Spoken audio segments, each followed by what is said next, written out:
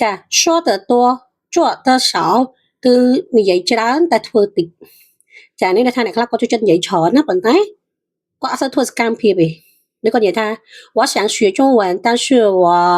很忙我没有时间他们一般找借口 Hello 大家好好久不见你们过得怎么样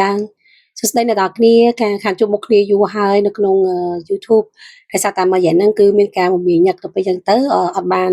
ថតជាវីដេអូមេរៀនបង្រៀនទៅកាន់អ្នកនរគ្នាអញ្ចឹងណាណាxin chào và mình又见面了ចឹងឥឡូវយើងជួបគ្នាម្ដងទៀតហើយខ្ញុំនឹងព្យាយាមធ្វើវីដេអូឲ្យបានជាប់លាប់ដើម្បីចែករំលែកទៅជាមួយនឹងចំណេះដឹងភាសាចិនអ្នកនរគ្នា那今天我有一个特别的课文给大家想跟大家分享一下关于我们学一个生词然后我们把这个生词来造句好不好ចាចឹងថ្ងៃនេះយើងរៀនពាក្យមួយហើយយើងនឹងយកវាទៅរៀនបង្កើតប្រយោគចឹងយើងមកចាប់ផ្ដើមរៀនទាំងអស់គ្នាក៏ពេចតាមដានវីដេអូមួយនេះពីដើមរហូតដល់ចប់ណា我们开始吧 OK 好今天我们会学一个生词就是动作就是动词ថ្ងៃនេះគឺយើងរៀនពាក្យទាក់ទងមួយនឹងកិរិយាសព្ទពេលនេះអានថា说是我说第一声说说的意思用话来表达意思用话来表达意思ចឹងអត្ថន័យនៃពាក្យថា说គឺមានន័យថាយើងប្រើពាក្យសម្ដីដើម្បីមកបង្ហាញអំពីអត្ថន័យអ្វីដែលយើងចង់និយាយប្រាប់គេចឹងណាគឺយើងត្រូវ说និយាយ高棉语យើងបកប្រែថានិយាយណាចឹងភាសាខ្មែរយើងបកប្រែថានិយាយ说我们都知道ចាយើងសុទ្ធតែដឹងទាំងអស់គ្នាពាក្យថា说ចឹងឥឡូវយើងមកមើលប្រយោគរបស់យើងទាំងអស់គ្នាណា OK 第一说得多做得少说得多做得少ចា说得多做得少គឺនិយាយច្រើនតែធ្វើតិចចានេះដែលថាអ្នកខ្លះគាត់ចូលចិត្តនិយាយច្រើនណាប៉ុន្តែគាត់អត់សូវធ្វើសកម្មភាពទេដូចគាត់និយាយថា我想学中文但是我很忙我没有时间他们一般找借口ចាអញ្ចឹងគាត់និយាយថាគាត់ចង់រៀនចឹងប៉ុន្តែគាត់រវល់ណាខ្ញុំមិនបានរៀនទេគាត់តែងតែរលេះចឹងទៅណាអាហ្នឹងគេហៅថាប្រភេទ说得多做得少និយាយច្រើនធ្វើតិចចានិយាយច្រើនធ្វើតិច非常好第二句你想说什么就说什么ចានេះគឺជាប្រយោគមួយដែលយើងអាចនិយាយថាចង់និយាយអីនិយាយមកចាចង់និយាយអ្វីក៏និយាយទៅ你想说什么就说什么你想说什么就说什么ចាអ្នកចង់និយាយអ្វីគឺនិយាយនឹងមកចឹងកន្លែងនេះយើងដាក់មក说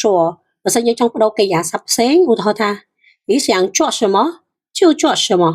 ចាចង់ធ្វើអីក៏ធ្វើនឹងទៅ你想买什么就买什么ចង់ទិញអ្វីក៏ទិញទៅណាចា我们继续我想说我爱你我想说我爱你ខ្ញុំចង់និយាយថាខ្ញុំស្រឡាញ់អ្នក我想说我爱你ចាខ្ញុំចង់និយាយថាខ្ញុំស្រឡាញ់អ្នកចាឃ្លានេះល្អណា第四你说什么我听不懂你说什么我听不懂ចាអ្នកនិយាយអ្វីខ្ញុំស្ដាប់មិនយល់ទេ听不懂ចាស្ដាប់មិនយល់ទេ你说什么我听不懂ចាអ្នកនិយាយអ្វីខ្ញុំស្ដាប់មិនយល់ទេ请说慢一点请说慢一点សូមនិយាយយឺតបន្តិចចា请说慢一点សូមនិយាយយឺតបន្តិចចាអញ្ចឹងពាក្យនេះយើងអានថា一点ចាបន្តិចអញ្ចឹង请说慢一点សូមនិយាយបន្តិចណាអូខេ好那我们来读一下យើងអានឡើងវិញម្ដងទៀតណា说得多做得少说得多做得少និយាយច្រើនធ្វើតិច你想说什么就说什么你想说什么就说什么អ្នកចង់និយាយអ្វីក៏និយាយទៅ